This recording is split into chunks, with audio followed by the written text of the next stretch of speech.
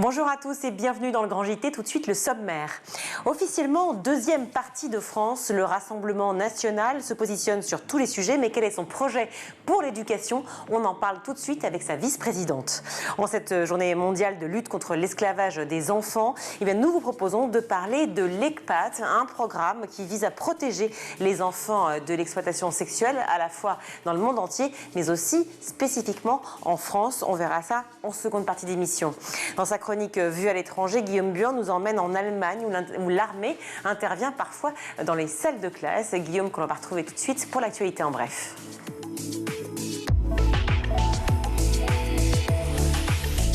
Bonjour Guillaume. Bonjour Virginie, bonjour à tous. Pour débuter, un gros dossier, celui du gouvernement qui planche sur un projet de loi qui vise à durcir les sanctions contre les mineurs délinquants et leurs parents. Et cela fait suite à plusieurs agressions ces derniers jours à Montpellier, à Viry-Châtillon ou encore à Romans-sur-Isère. Dans les colonnes de l'Opinion, le garde des Sceaux entend justement restaurer la parentalité. C'est une très bonne chose pour le maire de Viry-Châtillon, Jean-Marie Villain. Il était l'invité ce matin de RMC. Alors ils ont déjà la responsabilité de l'éducation, je reviens dessus parce que c'est important pour moi que des parents prennent conscience dès la naissance de leur enfant que c'est pas juste un jouet, que c'est un enfant et qu'il c'est bien de l'aimer, c'est bien de l'adorer, c'est bien de lui faire des cadeaux, mais c'est bien aussi de lui expliquer la vie. Donc il faut qu'ils assument, bien entendu. Tout l'arsenal doit être renforcé. Mais il faut que dès qu'il y ait des vrais faits de délinquance, il faut impérativement qu'on mette les moyens pour que les sanctions soient réellement, rapidement effectuées.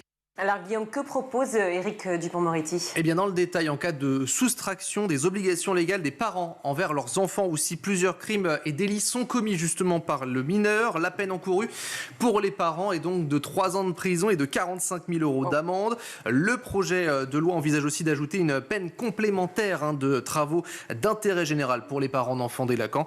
Et en cas d'absence des parents à l'audience, le gouvernement prévoit de créer une sanction comme un stage de responsabilité parentale ou une amende pour les parents. Et cette question, justement, les autorités sont-elles confrontées à davantage de mineurs délinquants qu'auparavant? La réponse, écoutez, c'est Jean-François Ricard, le procureur national anti-terroriste qui nous la donne. Il était au micro de France Inter. C'est un phénomène qui date d'environ un an et demi. Pour vous donner un chiffre, au cours de l'année 2023, nous avons à 12 reprises demandé la mise en examen de mineurs pour des projets d'action violente déjà assez finalisés. Des mineurs qui souvent ont entre 15 et 17 ans. Nous sommes sur des petits chiffres. Dans les années qui précédaient, il y en avait simplement 3 ou 4, mais vous voyez quand même que c'est un phénomène qu'il faut souligner. Est-ce que c'est un phénomène qui se maintient aujourd'hui en 2024 ? Pour l'instant, oui. S'agit-il véritablement d'une nouvelle génération qui est en train d'apparaître ? Je l'ignore. Il faudra attendre un peu plus longtemps quand même pour le savoir. Par ailleurs, pour les mineurs, des accueils de nuit dans des établissements en protection judiciaire de la jeunesse seront peut-être mis en place. À l'Assemblée fin janvier, Gabriel Attal avait annoncé des placements en internat quand un jeune est sur la mauvaise pente. Le texte doit être débattu au Parlement avant cet été, mais pas de calendrier prédéfini pour l'instant. En Seine-Saint-Denis, parents et enseignants l'attendaient depuis près de 2 mois. Une rencontre avec Nicole Belloubet. Elle a eu lieu hier midi au ministère de l'Éducation nationale. Qu'en ressort-il? Écoutez la réponse de Zoé Bulsbach. Elle est co-secrétaire générale de la CGT Éducation en Seine-Saint-Denis.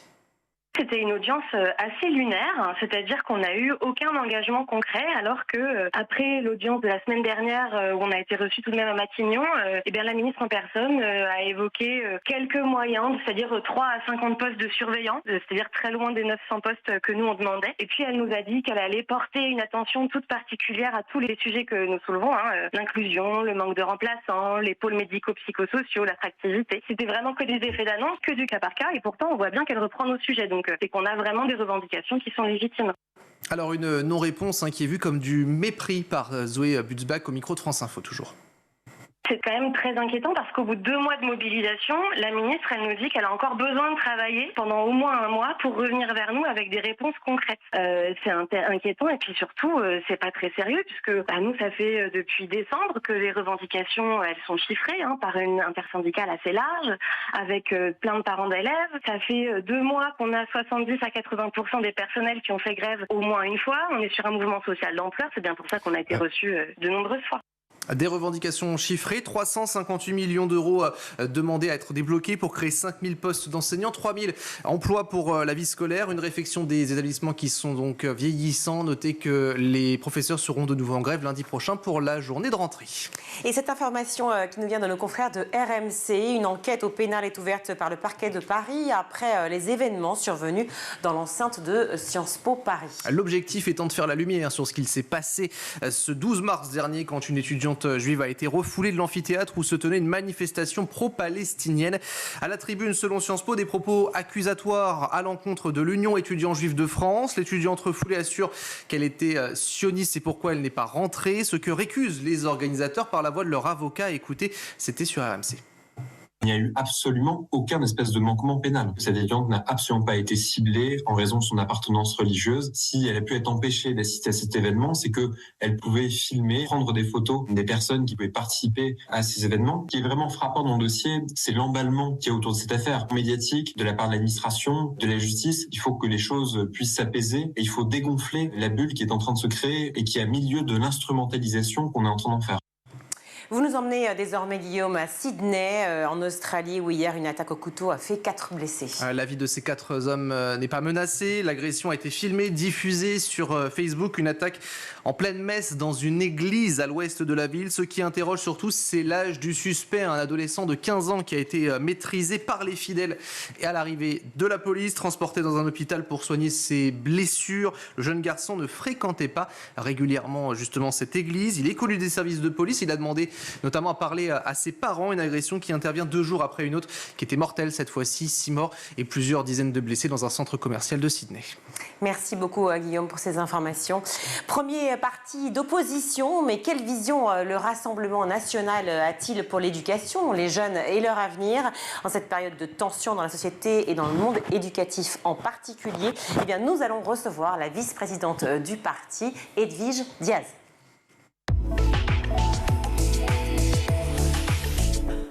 Edwige Diaz, bonjour. Bonjour, merci pour votre invitation. Mais je suis ravie de vous accueillir sur le Grand JT. Vous êtes vice-présidente du Rassemblement national, députée de Gironde.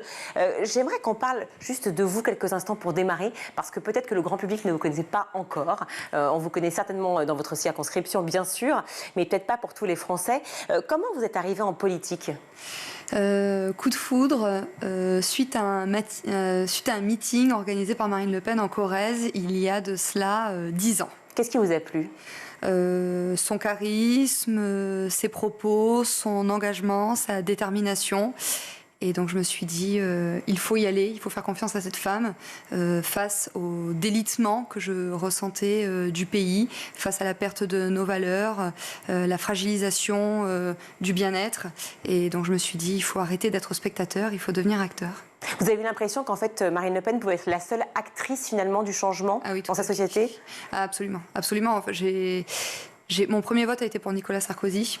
Et comme beaucoup de Français, j'ai été très déçue. J'attendais le travailler plus pour gagner plus. J'attendais le Karcher. Finalement, on n'a rien eu de tout cela. Vous vouliez le Karcher ? Oui, je trouve que ce qu'il avait déclaré à l'époque, c'est-à-dire qu'il fallait rétablir l'ordre dans les cités sensibles. Oui, mais c'était à l'époque, voilà, c'est suite aux émeutes, etc. Donc c'était des propos qui étaient appropriés à l'époque. Donc oui, j'attendais plus d'autorité, plus de fermeté, moins de laxisme, et je ne l'ai pas eu. Donc je me suis détournée de l'UMP. J'ai lu le programme de tous les candidats à la présidentielle. Quand j'ai lu celui de Marine Le Pen, je me suis dit, c'est pour elle que je veux voter en 2012. Et mon engagement politique a vraiment commencé en 2014 quand j'étais la voir à un meeting. Votre grand-père était un communiste espagnol, j'ai lu ça sur Wikipédia. Est-ce que c'est toujours vrai ou pas ? La fiche est fausse.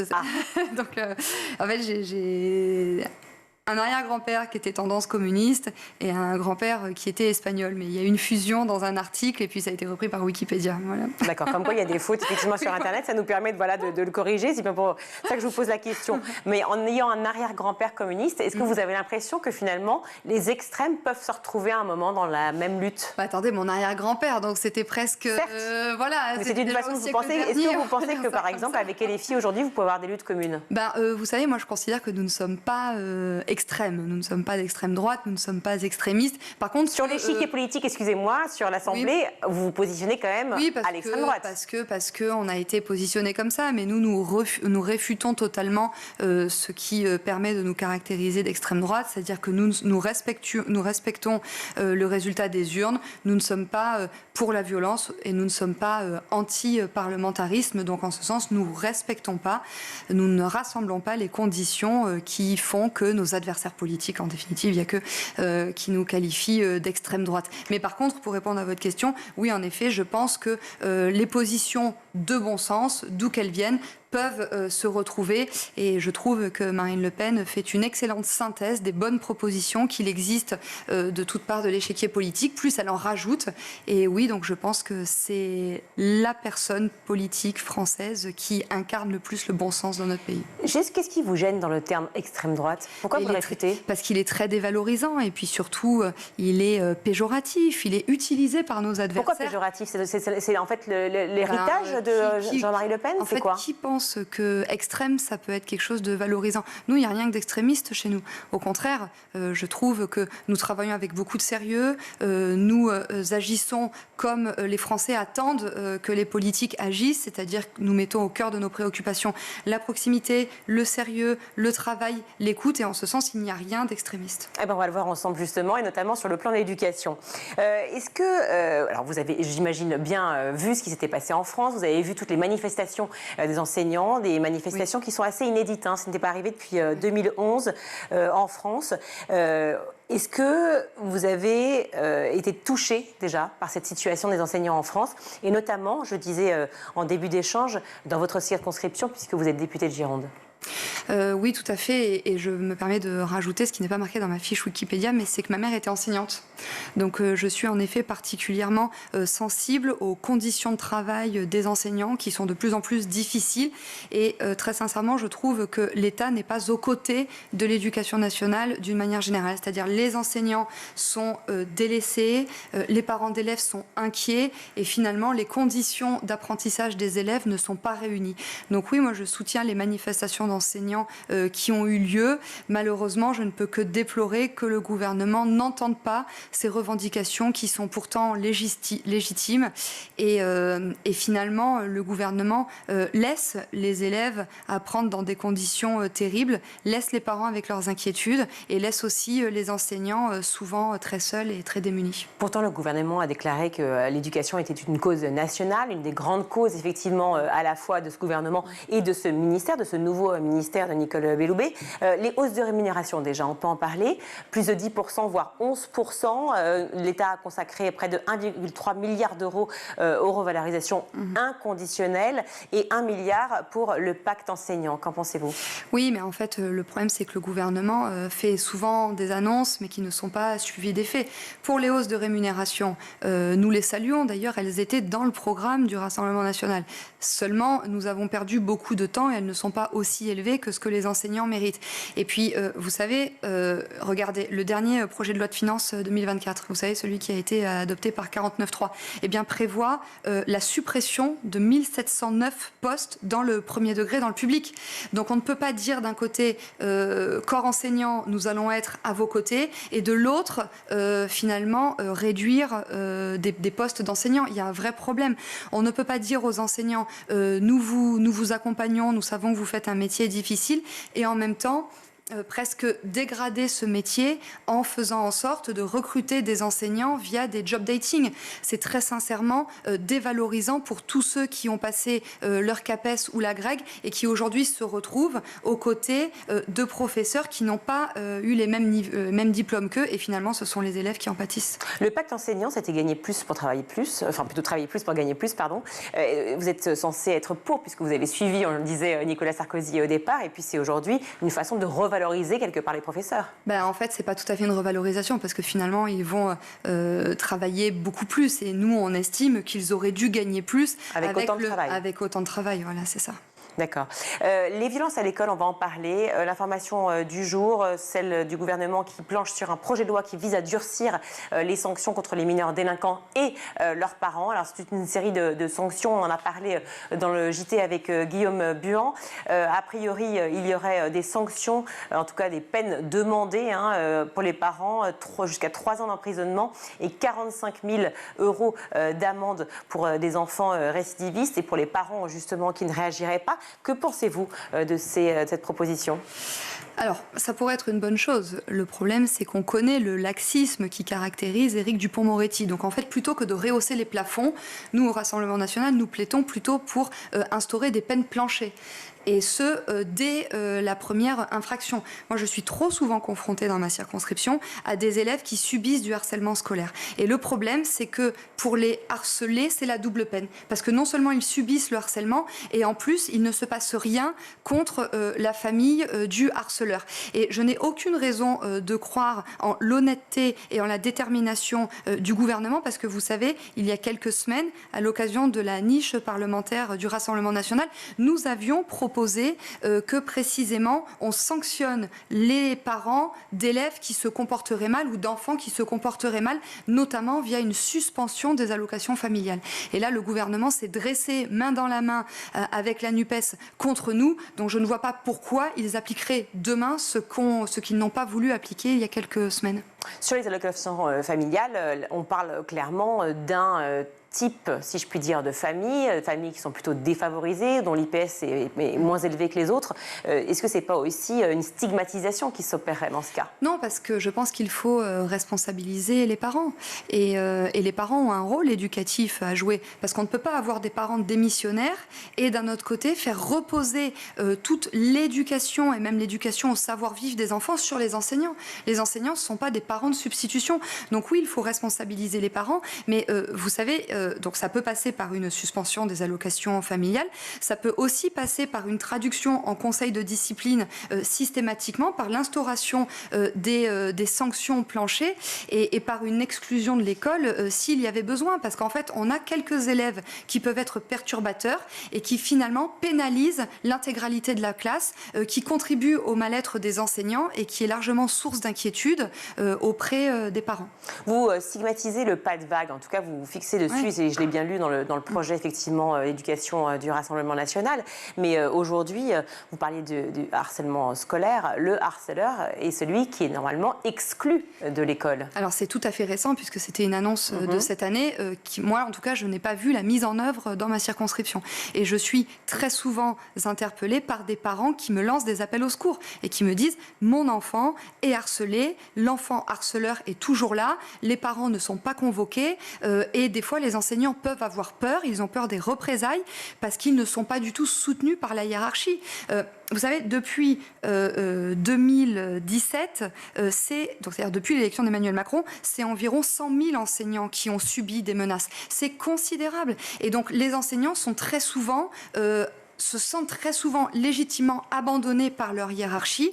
Et donc oui, il faut absolument réarmer les enseignants pour qu'ils osent dire aux parents, écoutez, vous ne faites pas le travail comme il faut, mais surtout pour que la sérénité, l'apaisement puissent revenir dans les établissements scolaires. Vous avez l'impression, en dehors du harcèlement scolaire, qu'il y a une recrudescence de la violence au sein même des établissements scolaires ? Oui, tout à fait, je le sens. Donc il y a la violence, mais on peut aussi parler des atteintes à la laïcité qui explosent dans notre pays.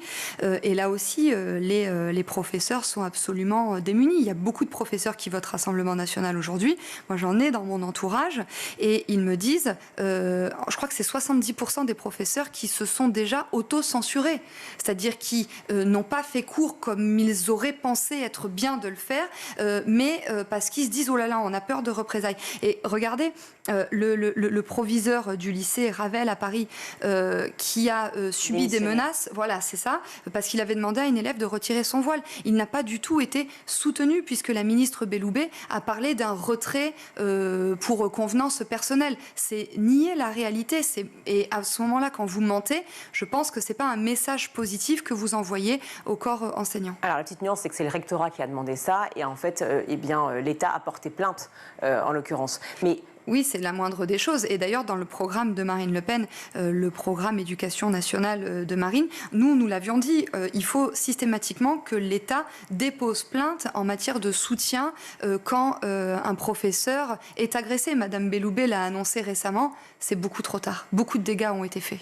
Vous parlez de mesurettes, entre guillemets, en ce qui concerne le déploiement d'une force mobile de sécurité dans les établissements en difficulté. Qu'auriez-vous fait? Qu'auriez-vous proposé? Alors, donc en fait, cette annonce a eu lieu dans le cadre d'un déplacement à l'initiative de Madame Belloubet, qui est venue précisément en Gironde. Donc moi, j'ai assisté à ce déplacement. Et en fait, j'ai interpellé la ministre. Je lui ai dit, face à l'environnement à caractère djihadiste qui est incontestable au sein de nos établissements scolaires, pourquoi vous n'osez pas nommer le mal, à savoir l'entrisme islamiste au sein des établissements scolaires? Eh bien, elle ne m'a pas répondu. Elle a répondu que notre union faisait notre force et que nous étions un bouclier. Très sincèrement, avec un bouclier en carton, je pense que les islamistes doivent bien rire. Et donc, mettre sa force d'action mobile... force mobile de sécurité. Voilà, force mobile de sécurité, c'est pas du tout au niveau, parce qu'en fait, cette force est constituée d'une vingtaine de personnes qui sont bénévoles, qui peuvent être des enseignants, qui peuvent être des psychologues, et qui vont pouvoir intervenir dans les jours après le signal d'alerte au sein des établissements. Sauf qu'en fait, cette force est tout à fait sous-dotée, c'est-à-dire en matière d'effectifs, parce que c'est 20 personnes pour toute la France. Elle est sous-dotée en matière de pouvoir, parce qu'en fait, qu'est-ce qu'ils pourront faire? Pas grand-chose. En tout cas, ils n'ont aucun pouvoir de sanction. Ils seront armés? Non, et surtout le délai, c'est que ça commence à la rentrée 2024, alors que l'urgence, elle est immédiate. Je rappelle, le nombre d'atteintes à la laïcité a explosé. C'est 4000 en 2023 contre 2000 en 2020. Donc en fait, le dispositif annoncé par Madame Belloubet est bien en deçà de ce qu'il faudrait faire. Et donc, j'espère qu'il fonctionnera, mais je me fais assez peu d'illusions. Vous préconisez effectivement un retour à la laïcité dans les établissements. La laïcité, elle est valable pour toutes donc les religions. Est-ce que cela veut dire aussi qu'à l'instar de l'établissement Stanislas, eh bien, vous serez redoutable, enfin en tout cas intraitable, sur tout ce qui pourra être comme dérive, aussi bien du côté catholique, juif ou autre établissement privé hors contrat? Le sujet, c'est qu'aujourd'hui, il n'y a pas de dérive juive ou de dérive catholique. En revanche, il y a une dérive islamiste, avec de véritables tentatives d'entrisme au sein de nos établissements scolaires. Et donc, je vous renvoie à la proposition de loi déposée par Marine Le Pen en 2021, visant à lutter contre l'idéologie islamiste sur tout le territoire national, y compris au sein des établissements scolaires. Et donc, il faut vraiment continuer de supporter, de soutenir les chefs d'établissement qui vont demander un strict respect de la laïcité, notamment en matière d'abaya ou de camise. Et le problème, c'est que vous voyez, il y a quelques semaines, au sein d'un collège de Lyon, eh bien, un proviseur a demandé à des femmes voilées, à l'occasion d'une journée portes ouvertes, d'enlever leur voile pour rentrer dans l'établissement scolaire. Eh bien, la direction académique a demandé à ce proviseur des excuses. Et là, je pense que ça n'est évidemment pas une bonne chose. C'est un très mauvais signal qui est envoyé. Je reviens, sur l'affaire Stanislas. Vous avez suivi ce qui s'est passé, notamment avec l'ex-ministre de l'Éducation, Amélie Oudéa-Castéra. L'affaire de ce collège, non pas pour le stigmatiser, mais enfin, il y a eu une affaire. Elle est ce qu'elle est. Et elle visait justement la dérive de ce qui était proposé comme pédagogie aux élèves du collège Stanislas. Et notamment une dérive sur le plan, pour le coup, qui était catholique. Donc vous dites qu'il n'y a pas de dérive, mais il y en a. Je pense que les convictions catholiques aujourd'hui ne portent pas atteinte à la stabilité en matière d'enseignement au sein de notre pays. Et s'il y a eu un problème au sein de cet établissement, il faut le régler, bien évidemment. Je ne voudrais pas qu'on se serve de cet établissement pour occulter le véritable danger qui pèse sur nos écoles, c'est-à-dire l'islamisme radical. Je l'entends, mais je voulais avoir votre point de vue sur cette affaire. Parlons des savoirs fondamentaux. Les différents ministres de l'Éducation d'Emmanuel Macron ont successivement accentué leur politique sur ce qu'on appelle les savoirs fondamentaux, à savoir le français et les mathématiques. Vous parlez aussi de l'histoire qu'il faudrait également ajouter à ces fameux savoirs fondamentaux. Oui, je pense que c'est absolument nécessaire qu'à la sortie de l'école, les élèves puissent maîtriser l'écriture, les mathématiques et aussi l'histoire, l'histoire, parce que c'est ce qui contribue à créer un sentiment d'appartenance au pays. Je pense que c'est absolument nécessaire. Et aujourd'hui, malheureusement, ça n'est pas le cas. Moi, vous savez, je suis comme les 85% de Français qui considèrent que depuis 10 ans, il y a eu un nivellement par le bas de ce qu'on apprend au sein de nos établissements. Donc oui, il faut réarmer l'école, il faut réenseigner les fondamentaux à nos élèves. Le seul problème, c'est qu'en fait, ça, je l'entends de la bouche de tous les ministres de l'Éducation nationale et que malheureusement, cela ne se produit pas. Le nombre d'heures dans le primaire a diminué aussi au cours de ces 40, voire même 50 dernières années. Je crois que ça remonte aux années 60. Est-ce que vous pensez que ça aura un impact, que cela a un impact, sur l'apprentissage de nos enfants et votre position aussi, si jamais vous arrivez effectivement en 2027 au pouvoir, je parle du RN, est-ce que vous allongerez le temps de présence de nos enfants à l'école primaire? Alors, c'est une éventualité, mais surtout, ce qu'on voudrait, c'est que les élèves ne se dispersent pas avec l'apprentissage d'enseignements qui ne sont pas essentiels. Lesquels? On a eu quelques cours d'origami, des cours d'éducation. Ça, origami. Non, mais ça existe. Par exemple, la directive ELCO qui permet l'apprentissage de langues étrangères, type l'arabe, le turc. Je pense que à l'école primaire notamment, il faut concentrer ses efforts sur les savoirs fondamentaux. Et donc, je le disais, la lecture, l'écriture, l'histoire. Et d'ailleurs, nous avons déposé une proposition de loi visant à rendre obligatoire l'affichage d'une carte de France et d'une frise chronologique au sein des salles de classe. Mais l'apprentissage de l'espagnol, vous êtes d'origine, on le disait, oui. Votre famille espagnole. L'apprentissage de l'espagnol à l'école primaire, ça ne vous choquerait pas? Non, mais en fait, si c'est en plus, pourquoi pas mais le problème, c'est que je ne veux pas que ça soit à la place d'eux. Et là, en fait, on ne peut pas nous dire qu'aujourd'hui, tout va bien. Quand on a un nombre considérable d'élèves qui sortent, qui arrivent en 6e sans maîtriser totalement la lecture, ça pose un problème. Je veux dire, tous les indicateurs de classement, de niveau des élèves tirent la sonnette d'alarme et devraient nous interpeller sur l'urgence qu'il y a à remédier immédiatement à ce problème de perte de savoir, parce que oui, je pense que l'école est véritablement en danger aujourd'hui. Et quand je dis l'école, c'est bien sûr nos élèves. Dernière petite question, je vais me faire tuer par la régie, mais ce n'est pas grave. Ne pas dépasser 20 élèves par classe, tout le monde en rêve. Je pense qu'aucun parent n'est contre, aucun professeur n'est contre. Mais comment est-ce réalisable, honnêtement? C'est réalisable dès lors qu'on arrive à rendre le métier d'enseignant attractif. Il y a 15 millions d'heures de cours qui n'ont pas été remplacées quand un professeur s'absente. Donc, en fait, il faut commencer par recruter des professeurs pour éviter qu'il y ait des absences, des heures d'absence non remplacées, mais il faut continuer de recruter des professeurs pour qu'on puisse procéder au dédoublement des classes. Et il faut aussi que les petites communes soient accompagnées, parce qu'on a, en fait, il y a des impératifs qui s'imposent à des petites communes qui n'ont pas le budget suffisant pour créer davantage de classes. Donc en fait, plus de budget, plus de budget alloué en 2027 si le RN arrive au pouvoir. Plus de budget pour la construction d'écoles, plus de budget pour le recrutement de professeurs et plus de budget pour la rémunération des professeurs. Nous considérons que le budget de l'éducation nationale doit faire partie de nos priorités parce qu'en fait, ça n'est pas une dépense, c'est un investissement parce que nous investissons sur l'avenir de nos jeunes. Sachant que c'est déjà le cas aujourd'hui, le budget de l'éducation est quand même assez important en France. Oui, mais très sincèrement, on se demande où passe l'argent. Parce que moi, je vous dis, dans ma circonscription, je suis confrontée à beaucoup d'heures de professeurs non remplacés, à beaucoup de fermetures de classes et donc je me demande, où passe l'argent. Merci beaucoup Edwige Diaz d'avoir été avec nous. Vous êtes vice-présidente du Rassemblement national et députée de Gironde. Merci d'avoir été sur le Grand JT.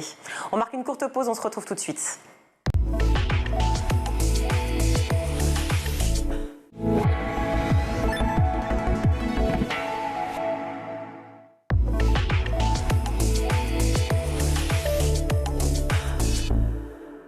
De retour dans le Grand JT d'éducation, je suis ravie d'accueillir Guillemette Vuillard. Bonjour.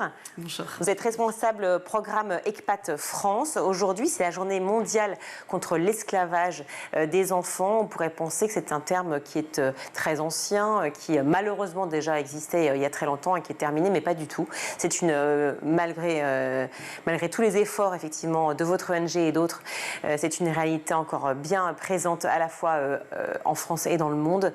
On va en parler. Combien combien aujourd'hui sont victimes des enfants, combien d'enfants victimes d'exploitation sexuelle dans le monde ? Oui, alors un nombre inouï. L'UNICEF parle de plusieurs millions d'enfants qui sont victimes d'exploitation sexuelle. Donc c'est un nombre très, très important, malheureusement trop important. Et on sait que c'est un phénomène qui est très peu visible, un phénomène qui est illégal. Donc voilà, un chiffre très difficile à déterminer. Mais c'est le chiffre, je dirais, officiel, en tout cas de l'UNICEF.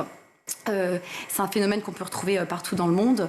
ECPAT, en fait, c'est une association qui est née initialement en Thaïlande, et donc un réseau qui signifiait ECPAT, End Child Prostitution in Asian Tourism, donc avec des acteurs du tourisme, des acteurs de la protection de l'enfance qui se sont alarmés de la situation, notamment de ce qu'on appelait à l'époque le tourisme sexuel impliquant les enfants. Donc on parle aujourd'hui vraiment d'exploitation sexuelle des enfants dans le cadre du tourisme et des voyages. Et cette campagne visait à mobiliser les autorités, à mobiliser le grand public, à sensibiliser sur le fait qu'il y avait cette exploitation avec, comme on le savait dans les années 90, des charters qui pouvaient venir d'Europe. C'est toujours le cas aujourd'hui ? Alors, l'exploitation sexuelle justement des enfants dans le cadre du tourisme et des voyages, c'est plus la seule exploitation sexuelle qui existe, et c'est vrai que c'était vraiment la partie émergée de l'iceberg. Aujourd'hui, le réseau s'est mieux renseigné, a mieux compris la situation, et finalement, c'est un phénomène qui n'est pas uniquement dans le cadre du tourisme et des voyages, et c'est un phénomène qui n'est pas non plus uniquement en Thaïlande ou dans l'Asie du Sud-Est. Donc, aujourd'hui, le réseau travaille sur la lutte contre l'exploitation sexuelle des enfants en général, et en particulier la traite des enfants à des fins sexuelles avec différentes formes. La lutte contre l'exploitation sexuelle des enfants en ligne. Là, c'est un phénomène qui se développe beaucoup, et on travaille aussi beaucoup sur la prostitution des mineurs, et donc la prostitution locale dans des bas quartiers, également en France auprès de jeunes filles françaises, et dans les pays de développement où ECPAT intervient. Oui, parce que vous parliez effectivement de la Thaïlande et de l'Asie en général, où ce tourisme sexuel avait été vraiment dénoncé dans les années 80 et toujours dénoncé bien entendu aujourd'hui. Mais quels sont les pays les plus touchés ? Et on va venir au cas de la France juste après. Quels sont les pays dans le monde les plus touchés ? Alors, l'exploitation sexuelle, c'est vraiment beaucoup de pays. On a une grosse étude qui a montré qu'aujourd'hui, finalement, c'était les pays dits du Sud, mais également des pays du Nord. On avait initialement l'Asie du Sud-Est, mais aujourd'hui, on travaille aussi beaucoup sur le continent africain, où l'exploitation sexuelle, donc dans le cadre du tourisme et des voyages, existe, mais également l'exploitation sexuelle locale. Il y a aussi des réseaux très organisés, des réseaux internationaux qui travaillent donc dans des pays de recrutement, dans des pays de transit et dans des pays de destination, et donc des pays d'exploitation. Donc des réseaux qui sont internationaux. Je pense aux jeunes filles nigérianes en situation de prostitution, donc exploitées en France, notamment à Paris, dans le bois de Vincennes, et ECPAT travaille aussi au Nigeria, donc pour prévenir justement ces risques de traite. C'est un phénomène qui est d'une violence inouïe, avec des jeunes filles qui prêtent serment à travers aussi des cérémonies, la cérémonie de la Jojo, avec un engagement à obéir aux passeurs ou à ce qu'on appelle la madame, enfin la proxénète, et qui se retrouvent donc totalement sous emprise, qui se retrouvent embarquées souvent par des voies terrestres et maritimes, en passant par la Libye, et donc dans les pires conditions, et qui se retrouvent en France, donc exploitées dans le cadre de la prostitution. Là, ECPAT s'est porté partie civile dans plusieurs procès aussi pour tenter de démanteler des réseaux, et puis offrir un accès aux victimes donc de traite à des fins sexuelles.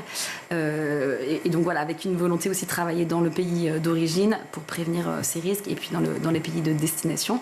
Donc des pays, tous les pays en fait sont touchés. Les pays en développement évidemment plus fortement touchés du fait des conditions et parfois de la grande détresse de certaines familles, des fortes inégalités de genre aussi, un manque de protection, un manque aussi de structures et de systèmes de protection. On travaille beaucoup à Madagascar, donc initialement, un pays aussi qui est un pays de destination de tourisme sexuel. Voilà, on parle toujours d'exploitation sexuelle des enfants pour justement montrer qu'il ne s'agit pas d'une forme de tourisme, mais vraiment d'une violation des droits de l'enfant. Et à Madagascar, donc en particulier, donc on travaille aussi avec ces enfants. Internet accélère aussi cette exploitation. Pendant le confinement, les frontières ont été fermées. Plusieurs abuseurs aussi étrangers, on parle de prédateurs itinérants, ne pouvaient plus se rendre sur place. Donc je prends l'exemple de Madagascar. Et donc ont finalement aussi développé des formes d'exploitation sexuelle et de violence sexuelle en ligne. Donc on parle vraiment de pédocriminalité en ligne, avec le phénomène qui est un phénomène d'exploitation sexuelle absolument monstrueux, qui est le phénomène du live streaming, qui sont des viols en direct d'enfants qui sont commandés par des pédocriminels, généralement dans les pays en développement, et qui proviennent, alors les Philippines sont tristement connues pour ce genre de crimes et de pratiques, où c'est parfois même des familles derrière qui vendent en fait leurs enfants, et voilà, et ces viols en direct d'enfants. Madagascar donc est une nouvelle destination, et on travaille beaucoup avec l'Office des mineurs qui est très inquiet sur le fait que Madagascar, voilà, de par la grande pauvreté aussi, devienne une nouvelle destination donc du live streaming, et qui sont voilà, ces viols en direct d'enfants. Alors pour comprendre évidemment l'action de ECPAT vis-à-vis de ces enfants qui sont victimes de cet esclavagisme, de victimes de cette exploitation sexuelle dans le monde, et en particulier en France. Vous citiez à l'instant le parc de Vincennes, et avec ces enfants qui sont prostitués évidemment de force, ou en tout cas on peut clairement appeler ça de force, même si elles y sont allées parce qu'elles étaient contraintes. Comment vous faites? C'est-à-dire qu'est-ce que vous leur proposez? Vous êtes là pour elles, déjà pour les aider à leur donner leurs droits, à les aider à s'en sortir, les aider à se loger, à se nourrir? Alors il y a plusieurs axes d'intervention. On travaille déjà beaucoup avec un réseau d'acteurs, et donc aussi en appui à la société civile dans les pays d'intervention, et aussi en France sur les jeunes filles nigérianes. On travaille beaucoup avec l'association La Mist, qui sont une association de survivantes de traite à des fins sexuelles. Et donc l'objectif, c'est déjà de mieux comprendre la situation, mieux comprendre les profils, mieux comprendre et mieux identifier à la fois les risques et à la fois les signaux pour permettre de désinvisibiliser ces personnes, et leur offrir bien sûr un accompagnement. Donc l'accompagnement, il passe aussi, ECPAT travaille sur le renforcement des capacités des travailleurs sociaux, mais également de la police, des magistrats, pour justement mieux comprendre la situation. Donc là, on parle des jeunes filles nigérianes. Sur l'Île-de-France, les personnes les plus exposées à la traite, même si tous les enfants sont exposés à l'exploitation sexuelle, mais les publics sur lesquels on intervient, en direct ou avec des partenaires, c'est donc les jeunes filles nigérianes, mais surtout les jeunes filles victimes des gros réseaux criminels organisés, donc type Nigeria, mais aussi des jeunes filles de Côte d'Ivoire. On travaille avec les mineurs non accompagnés aussi, en situation d'immigration. Je veux que les personnes qui nous suivent comprennent. Ça veut dire que le parc de Vincennes, le bois de Vincennes, qui est un bois où beaucoup de familles vont jouer les week-ends, les mercredis, où tout le monde se retrouve aussi pour boire un verre, pour faire du sport, pour s'amuser. C'est un endroit où on va pouvoir aussi être à 1 mètre d'une situation d'exploitation sexuelle d'un enfant. Tout à fait, oui, tout à fait. Et donc, évidemment, il faut signaler ce genre de situation. Ce qui est difficile, c'est que c'est aussi un public, des victimes extrêmement vulnérables, qui sont donc souvent justement sous emprise, qui n'ont pas donc la liberté aussi qui ont peur, d'autres opportunités, qui ont très peur, puisqu'on parle de réseaux criminels extrêmement dangereux et extrêmement organisés. Et donc, ce qui est sûr, c'est violentés, même violés aussi par leurs propres prédateurs. De maltraitance épouvantable, et puis avec des papiers confisqués, avec des conditions de vie évidemment indignes, et puis des rythmes de base qui sont totalement insensés et violents. Et donc, en effet, oui, à Paris par exemple, on peut avoir ça. Après, on a aussi d'autres formes d'exploitation, d'autres publics exposés à l'exploitation sexuelle, où c'est toujours très invisible, mais on travaille avec les jeunes filles françaises, donc qui sont dans des situations souvent de grande vulnérabilité, qui ont grandi dans un environnement parfois peu protecteur, qui peuvent provenir parfois de foyers, de l'aide sociale à l'enfance, et qui se retrouvent aussi, alors avec des réseaux parfois beaucoup moins organisés, mais on parle par exemple du proxénétisme de cité, et des réseaux où elles se font embarquer, parfois aussi via Internet, sur des sites, même sur WhatsApp, Snapchat, sur TikTok, où il y a du recrutement aussi à des fins de prostitution. Et donc, comme on est sur des mineurs, on parlera toujours d'exploitation sexuelle d'enfants.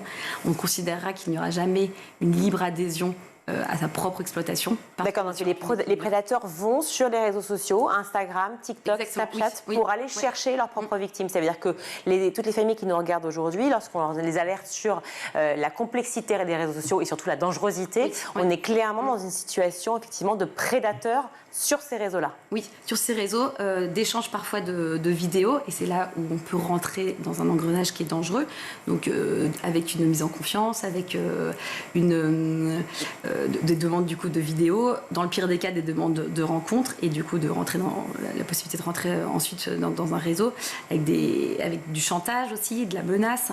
On connaît aussi des petites annonces qui cherchent des escort girls. Il y a le site Wannonce ou Sex Models qui sont des sites qui sont interdits aux mineurs, mais sur lesquels il suffit de faire une déclaration sur l'honneur, ou en tout cas avec très peu de moyens de vérifier l'âge de l'utilisateur. Et donc ces moyens sur Internet en effet facilitent cette prostitution et donc l'exploitation sexuelle de ces mineurs. Et donc on a aussi beaucoup d'enfants restent exposés. Ces réseaux sociaux accélèrent la vulnérabilité. Donc le constat est tragique, effectivement, et heureusement que vous êtes là. Les JO, les Jeux olympiques et paralympiques arrivent très vite, comme vous le savez, cet été. Et donc cet événement qui se veut effectivement porteur de très belles valeurs, évidemment, à la fois de fraternité, aussi, bien sûr, de persévérance, d'abnégation, d'excellence, de détermination. Tout ça, c'est des valeurs que vous portez et qui permettent aussi une sensibilisation à cette cause que vous défendez, bien entendu, depuis toujours. Oui, alors les JO et tous les grands événements sportifs internationaux sont évidemment des moments de fête et des moments de promotion des valeurs du sport, etc. Donc beaucoup de valeurs positives. On sait que les JO qui arrivent à Paris comportent aussi des risques d'esclavage moderne, des risques de traite, et en particulier de traite à des fins sexuelles. Donc aujourd'hui, on sensibilise les acteurs sur l'identification aussi de ces personnes à risque de traite pendant ces événements. Donc il y a toute forme il y a une campagne qui est menée avec le collectif de lutte contre la traite. Donc il y a un collectif avec près de 30 associations françaises qui travaillent sur la lutte contre la traite en général, donc dans le travail forcé, dans la mendicité forcée, dans les personnes contraintes à commettre des délits, donc dans toutes les formes de traite. Donc on parle d'esclavage moderne, donc dans toutes ces formes. Et d'autres associations qui travaillent plus spécifiquement comme ECPAT sur l'exploitation sexuelle. Et voilà, et on sait que cet événement qui va attirer un grand nombre de spectateurs dans un environnement, dans un moment particulièrement festif, et où les personnes souvent, notamment qui arrivent un peu de l'extérieur, ont souvent un sentiment d'impunité, se disant ce qui se passe pendant les JO reste aux JO. Donc on a aussi des potentiels abuseurs et des potentiels prédateurs qui ne viennent pas dans ce but-là. Et c'est malheureusement une grande opportunité aussi pour des exploiteurs et des exploitants pour recruter des personnes parmi les publics vulnérables et pour malheureusement faire entrer dans les réseaux. Merci beaucoup d'avoir été avec nous, Guillemette Vuillard, pour nous parler effectivement du programme, des programmes que vous portez au sein de ECPAT France. Évidemment, vous allez sur le site internet d'ECPAT et vous savez que pour que ces projets, ces aides, ce soutien continue, et bien évidemment, c'est toujours une affaire aussi de sous. Et donc, si vous voulez financer, que ce soit peu ou beaucoup, dans tous les cas de figure, vous savez que vous aiderez énormément pour aider ces enfants et aiderez aussi les projets que vous portez par l'ONG ECPAT. Merci beaucoup d'avoir été avec nous. Un grand merci. Merci. On va tout de suite retrouver Guillaume Buan pour sa chronique. Guillaume, pour votre chronique Vue à l'étranger, direction l'Allemagne où face à la multiplication des conflits mondiaux, l'armée multiplie les interventions dans les lycées et ça fait forcément débat. Effectivement, il y a 2 ans, à la suite de l'entrée des troupes russes en Ukraine, le chancelier Olaf Scholz a proclamé un changement d'époque. Il a dégagé au passage 100 milliards d'euros de budget exceptionnel pour la Bundeswehr, l'armée allemande, pardon pour mon allemand à moi. Objectif, redonner à l'impérialisme allemand un bras armé équivalent à son premier rôle, notamment de première puissance économique en Europe. Alors néanmoins, la question des effectifs est particulièrement épineuse pour le gouvernement. Effectivement, car aujourd'hui, l'armée allemande compte 180 000 soldats. D'ici à 2031, il faudrait passer à 205 000 hommes et 60 000 réservistes pour couvrir les besoins de la défense. Alors face à ce constat et au manque de vocation, le ministre de la Défense envisage de retour de la conscription abolie en 2011. Et l'école est dans le viseur du gouvernement. Avec la ministre notamment de l'Éducation allemande qui a souligné la responsabilité des écoles pour préparer les enfants à des exercices de protection civile. L'objectif doit être de renforcer notre capacité de résistance, a-t-elle annoncé, souhaitant au passage que ces exercices qui doivent préparer les enfants à l'éventualité d'une guerre fassent partie de leur quotidien. Toutefois, elle a appelé les écoles à adopter une attitude décomplexée vis-à-vis de l'armée. Il est important que de jeunes officiers viennent dans les écoles et rencontrent l'armée pour faire notre sécurité, a-t-elle notamment précisé. Alors justement, comment se déroulent ces séances ? Alors, il s'agit de jeux de rôle pendant les cours d'éducation civique. On se souvient tous de ces cours-là. Alors, c'est un côté un peu ludique. Voilà comment est-ce qu'ils veulent l'amener. Oui, ludique, armé, je vous l'accorde, ça peut-être pas ensemble pour ces deux mots. Les élèves, en fait, ils participent tout simplement à un jeu de rôle sur la politique mondiale qui est organisé par l'armée elle-même. Concrètement, pour vous donner un exemple, sur une semaine, les élèves vont, à leur tour, voir les différents enjeux géopolitiques, du terrorisme aux conflits mondiaux, en passant par les trafics de stupéfiants ou encore migratoires. On est à l'école, on est au lycée également. Par exemple, c'est le cas à Berlin. Une quarantaine de lycéens ont assisté à un discours de l'Assemblée générale au sein de l'ONU. Mais c'était tout simplement aux élèves de proposer des idées. Alors outre-Rhin, ce sont des officiers qui sont tout simplement formés pour expliquer à la jeunesse le rôle d'une armée parlementaire dans un pays démocratique. C'est le cas de ce capitaine qui est contrôleur aérien dans l'armée de l'air. Il est notamment animateur. Écoutez. Nous sommes de venir dans les écoles pour y faire du recrutement, mais ce n'est pas le cas. Nous informons sur la politique de sécurité. Il y a toujours des élèves qui s'intéressent à la blouse de verre en tant qu'employeur, mais la seule chose que nous pouvons faire dans ces cas, c'est de les diriger vers le service d'orientation de l'armée. Alors néanmoins, cela fait débat, on en parlait, et notamment du côté des syndicats enseignants. Écoutez justement cette représentante. Nous voyons ces interventions de façon très critique, car les officiers vont dans les classes pendant les cours. Or, nous sommes d'avis que l'éducation politique doit revenir aux enseignants qui sont formés pour ça. Le jeu politique en soi est certainement très bien sur le plan didactique, oui, mais il n'est pas équilibré en ce sens qu'il suit une logique de guerre, et assez souvent, ce jeu se termine par un scénario de guerre nucléaire.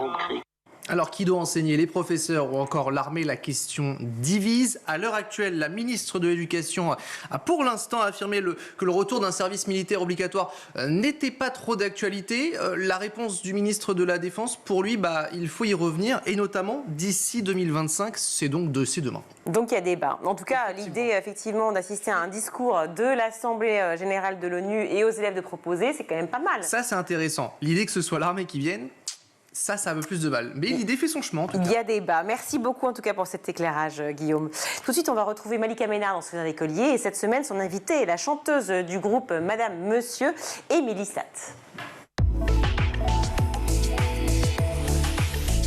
On arrive à l'école, t'étais quel genre d'élève?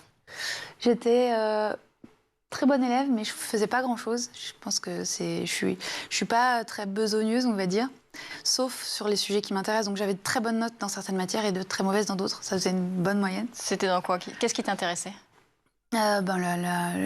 Principalement tout ce qui était qui faisait appel à l'imagination, donc plutôt le français, les langues, après plus tard la philosophie. C'était littéraire.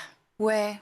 Après, dans l'aspect scientifique, j'aime la science quand elle est appliquée en fait à quelque chose. Donc les maths, quand on est petit et qui sont un peu flous, c'est précis pour certains, mais pour moi c'était vraiment flou. Je manquais d'application concrète, donc j'étais nulle, vraiment nulle en maths.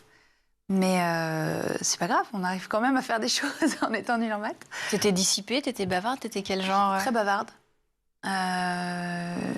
Mais aussi très leader. T'étais populaire alors? Je crois que j'étais populaire, mais jusqu'en primaire, parce qu'après on a déménagé et là ça a été la catastrophe. Mais vous avez déménagé où? On a déménagé pas très loin, mais finalement j'ai juste changé dans la ville d'à côté, changé d'école. Mais non, j'étais populaire. J'ai créé le clan des 4, le groupe des 5, le club du trèfle à 8 feuilles. Enfin, j'avais tout un tas de groupes. J'étais toujours la chef. Bien sûr. Et j'imposais les règles et on me suivait avec bonheur. Voilà. Est-ce que tu as gardé des amis de l'époque? J'ai gardé des contacts, on va dire, mais des amis de la maternelle, non, je ne peux pas dire que j'ai gardé des amis de la maternelle. À l'école primaire? Primaire, oui, non, c'est pareil. Enfin, c'est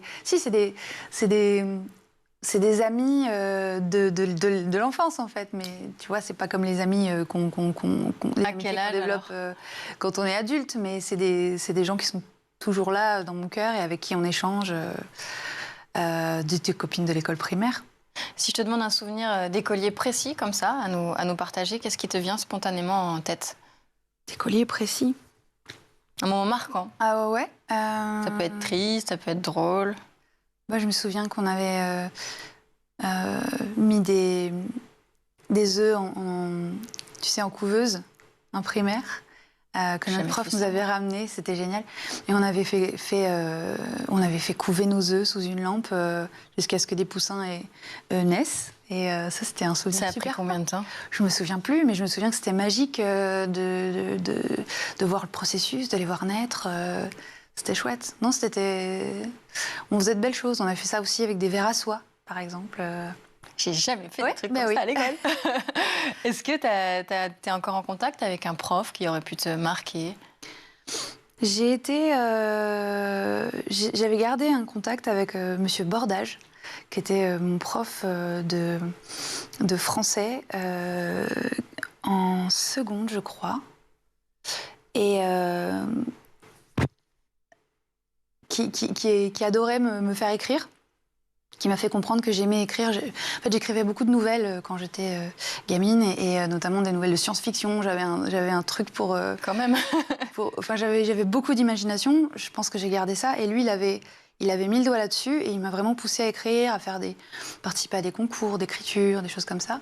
Et je me souviens que je voulais lui rendre l'appareil, et que quand l'année s'est terminée, je vais vous faire un carnet en lui disant maintenant, vous aussi, il n'y a pas de raison, vous aussi, vous devriez écrire. Et il avait gardé ce carnet, et on s'était reparlé quelques années après. Oui. Ouais. Oui, donc il y avait une vraie relation qui s'était tissée avec ça. Oui, enfin, il y avait une rencontre, quoi. Parce que lui avait décelé finalement ce talent en toi. Peut-être. Non? Si, je pense, puisqu'il m'avait poussé là-dedans, ouais. Enfin, c'était juste à travers les devoirs, en fait, que tu avais rendu? Ouais, les rédactions. Ma prof de sport aussi, c'était drôle. Ma prof de sport en seconde, j'étais nulle en sport. J'étais vraiment nulle. C'est pas une matière que tu apprécies, le sport? Bon, j'aimais bien, mais j'ai pas du tout l'esprit de compétition avec les autres. Vis-à-vis de moi-même, je l'ai, mais avec les autres, pas trop. Et ma prof de sport, je crois que j'avais 19 de moyenne en sport, parce qu'elle était fan de mes nouvelles de science-fiction que j'écrivais. Mais attends, tu les publiais où? Je les publiais pas, mais elle les lisait, elle les aimait bien. Et c'était, je sais pas, une espèce d'arrangement. J'avais une bonne note en sport grâce à mon écriture. Donc, ça, par contre, j'ai jamais vu un arrangement. Ouais. C'est un deal particulier. Je tairais son nom pour pas qu'elle se fasse. Et elle, pas de contact encore avec cette prof de sport? Non. C'est déjà la fin de ce numéro. On se retrouve demain, toujours en compagnie d'Émilie Sade pour la suite de Souvenirs d'écolier. Merci Malika. À demain, tout de suite, c'est le meilleur de School TV avec le Zap.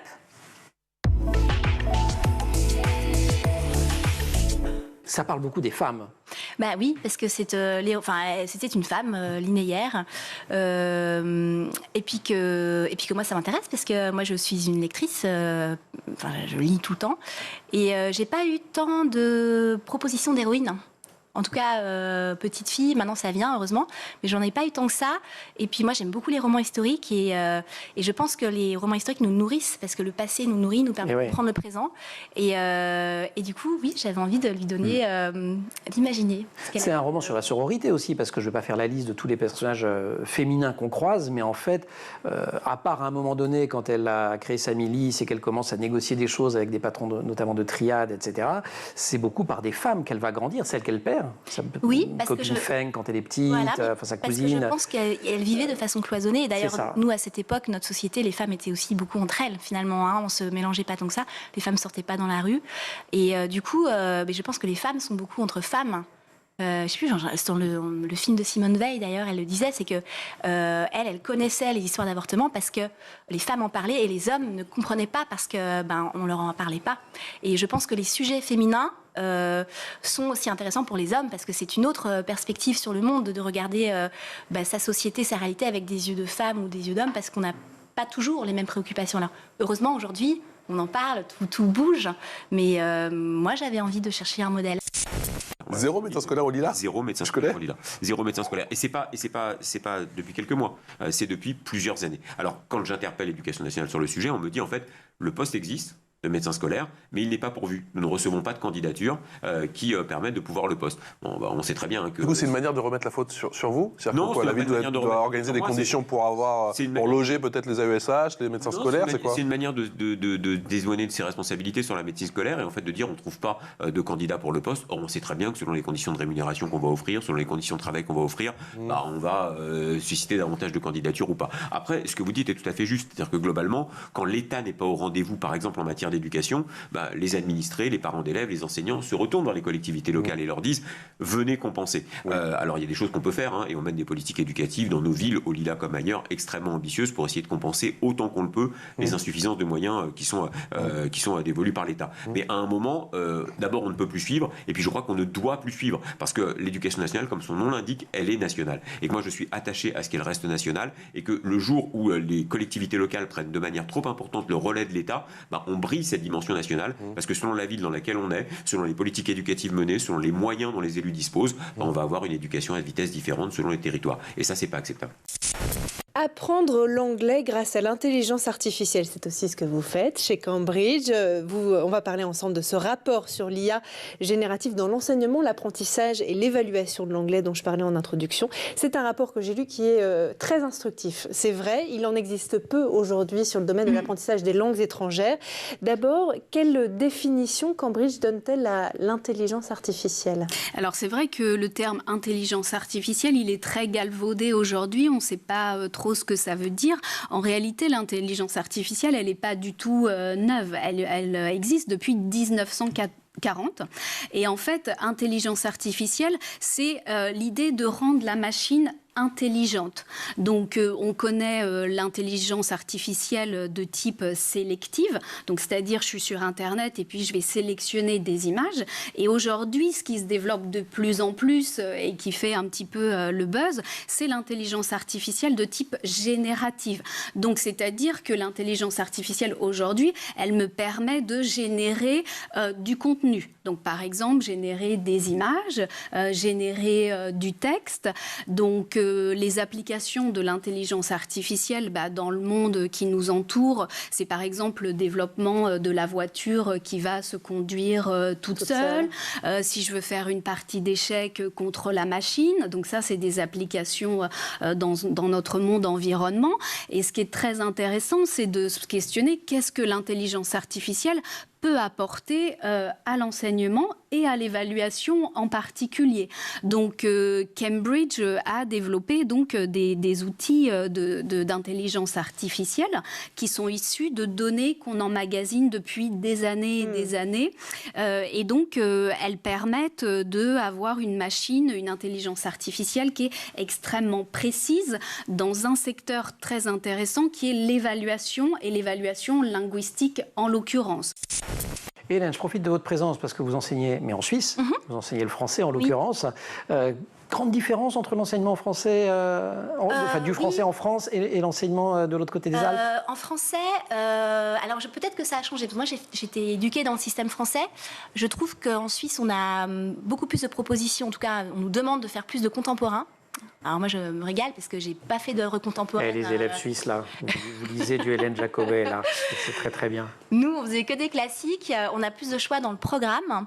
Après, la grande différence, et que je trouve très intéressante, c'est que moi, j'ai donc des lycéens, mais il n'y a que 20% des élèves suisses qui vont au lycée. La voie traditionnelle, c'est l'apprentissage, mais qui est très valorisé, voilà. Qui permet de très bien gagner sa vie, parce qu'après, il y a beaucoup de passerelles. Après, on peut faire un brevet, un truc. On est formé surtout en emploi. Et ce qui fait le CV, c'est beaucoup plus l'expérience que le diplôme. Alors, le diplôme valide des étapes, mais ces étapes-là, ils les font en entier. Ça veut dire qu'il y a peut-être un peu moins de pression sur les matières générales Alors, les matières générales, je pense qu'il y a plus de pression parce que la moyenne est à 4 sur 6, ce qui fait un 12 sur 20, alors qu'à 10, on passe en France. Là, il faut un 12 sur 20. Et puis, alors, si on parle en général, je les trouve vraiment excellents en langue. En allemand, en anglais. Bon, en même temps, logique. Ouais. Oui, mais enfin... et puis, peut-être, moi, j'observe ça avec beaucoup d'amusement parce que je suis française et puis que les Français parlent peut-être un peu mieux le français, ça veut rien dire, mais il y a quand même une façon de parler en France qui est qui est belle. Et puis aussi, on a plus la tchatch, je pense, que les Suisses. Et du coup, ils ont un petit complexe d'infériorité en disant, vous, les Français, mais eux, ils sont capables de parler dans toutes leurs langues. Oui, c'est ça. En politique, ils font plein de trucs. Vous avez derrière vous une carrière d'enseignant. Est-ce qu'aujourd'hui, les professeurs sont suffisamment informés sur le sujet du harcèlement ? On en parle de plus en plus, notamment parce que les médias s'emparent de plus en plus de cas malheureusement dramatiques. Et je pense que du coup, ça contribue à la sensibilisation des enseignants sur ces questions-là. Et on doit avoir un regard, j'imagine, plus acéré que ce qu'on l'avait il y a quelques années ou quelques décennies. Après, en termes de formation, moi, j'ai arrêté d'enseigner il y a presque 4 ans maintenant, quand je suis devenu maire. J'avais jamais été formé sur... Vous en parlez pas du tout ? Sur les questions de harcèlement. Non, très très peu. Alors après, c'est vrai que la médiation, elle est beaucoup arrivée ces dernières années. Donc peut-être que ce que je vous dis maintenant peut dater, que désormais, il y a davantage de choses, mais c'est vrai que j'avais été très très peu formé sur ces questions-là. C'est-à-dire qu'à l'époque, là encore, les profs étaient voués à eux-mêmes, c'était un peu la débrouille. Oui, sur le sujet. Aux profs d'alerter du coup la hiérarchie. Oui, sur le sujet, on essayait en fait d'agir un peu avec les moyens du bord, comme souvent dans l'éducation nationale, je vous le disais. Comme tout le temps.